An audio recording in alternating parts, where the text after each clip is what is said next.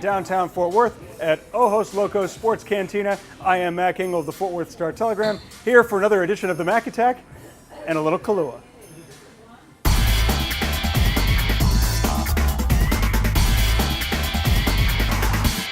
Ron Washington delivered a heartfelt 3-minute and 30-second press conference where he did not actually address any reporters directly, but did admit to letting down the Rangers, his wife of 42 years, and a whole bunch of other people. I lost count. Fact of the matter is, Ron Washington caught himself into a bad situation and felt there was a need to leave the Texas Rangers than to put their organization through any kind of mess. The reality of it is, whatever Ron did, and we don't know the specifics, he felt it was better to leave than to actually fight through it and stay with the Rangers and put them in another potentially embarrassing situation.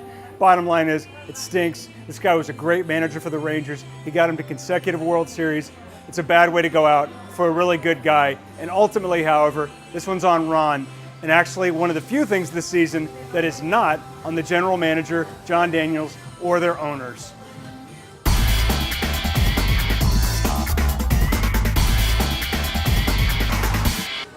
Well, since Jason Garrett took over as the head coach process has told us, hey, nobody loves to run the football more than I do, even though every statistic says he loved the pass as much as a drunk loves beer.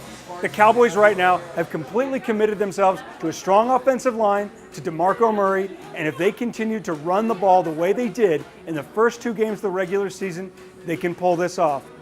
Question is, does Tony Romo, Scott Linehan, and Jason Garrett finally go back to the way they really want to do it and throw it all over the place, including to the other team?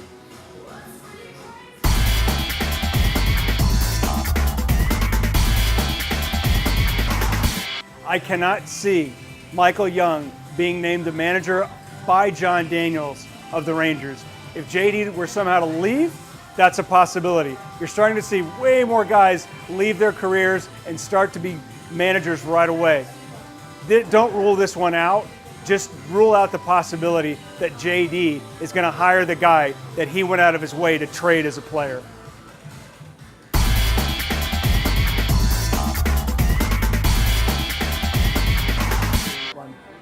Of all the teams in DFW, the Dallas Stars are the teams we should be the most excited about. They're loaded at forwards. They have some of the best young players in the NHL, led by Jamie Benn. He's one of the best all-around players in the league. They've got a good goalie. They're young. They're ready to go. And if any team's going to make noise in an extended postseason run, even though the Mavs look good, it's the Dallas Stars. Get on that bandwagon quick.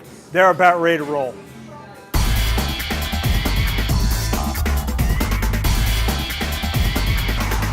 The NFL has a serious problem on their hands with this issue, but it's not just an NFL issue.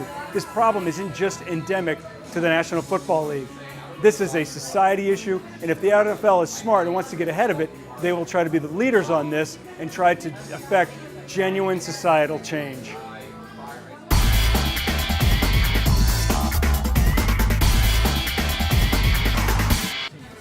Absolutely, the Dallas Cowboys can win the NFC East. In fact, I might be able to win the NFC East. It's so bad. The New York Giants are so bad, Tom Coughlin is going to retire at the end of this season. The Washington Redskins would be the worst team in the NFL if it weren't for the Oakland Raiders. The Philadelphia Eagles look a little debatable, but right now they would have to be the class of the league. So right there alone leads you to believe that it's theirs for the taking. Kind of like the last 3 years. Joined here by Christy, who, as you can see, has a fresh coat. Here for another great edition of the Mac Attack at Ojos Locos Sports Cantina in downtown Fort Worth. Christy, Cowboys are 1-1. Are you buying or are you selling? I'm buying. Sucker. See you next week.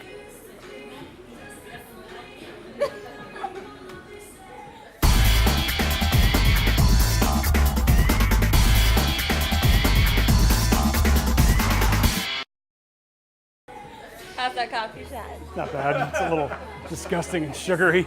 Better than water, It was right? better than water.